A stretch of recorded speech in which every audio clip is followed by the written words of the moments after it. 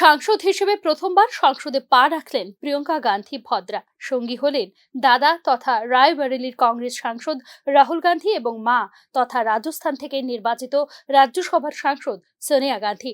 বৃহস্পতিবার সকাল 11টা নাগাদ ওয়েনাড কেন্দ্রের নির্বাচিত সাংসদ হিসেবে শপথ নেন প্রিয়ঙ্কা।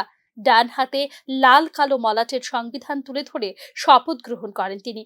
তারপর লোকসভার অন্য সাংসদ এবং আধিকারিকদের সঙ্গে নমস্কার বিনিময় করতে দেখা যায় প্রিয়ঙ্কাকে। বৃহস্পতিবার সকালেই কংগ্রেসের সাংসদদের বৈঠকে যোগ দিয়েছিলেন নবনির্বাচিত সাংসদ প্রিয়ঙ্কা।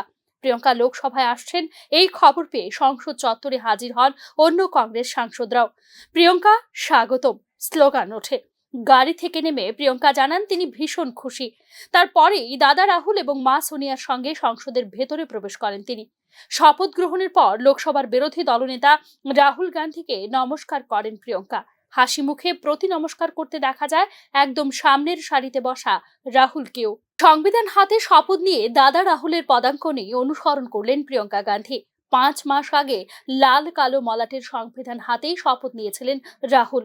2004 সালে লোকসভা ভোট থেকে নিয়মিত সোনিয়া রাহুলের প্রচারে অংশ নিলেও প্রিয়ঙ্কা আনুষ্ঠানিকভাবে সক্রিয় রাজনীতিতে আসেন 2019 সালের জানুয়ারি মাসে পূর্ব উত্তর প্রদেশের দায়িত্বপ্রাপ্ত এআইসিসি সাধারণ সম্পাদক হিসেবে।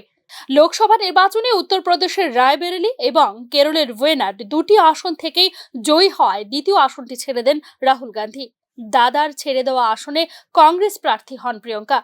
ভোটের ফল বলছে 4,10,000-এরও বেশি ভোটে নিকটতম প্রতিদ্বন্দ্বী সিপিআইএম প্রার্থীকে হারিয়ে দাদার জয়ের ব্যবধানকেও ছাপিয়ে গিয়েছেন বোন প্রিয়ঙ্কা গান্ধী।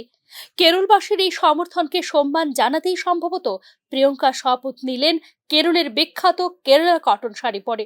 কাসাভু শাড়ি নামে পরিচিত এই শাড়ি। এদিন প্রিয়ঙ্কা শপথের পরপরই অবশ্য স্থগিত হয়ে যায় সংসদ অধিবেশন।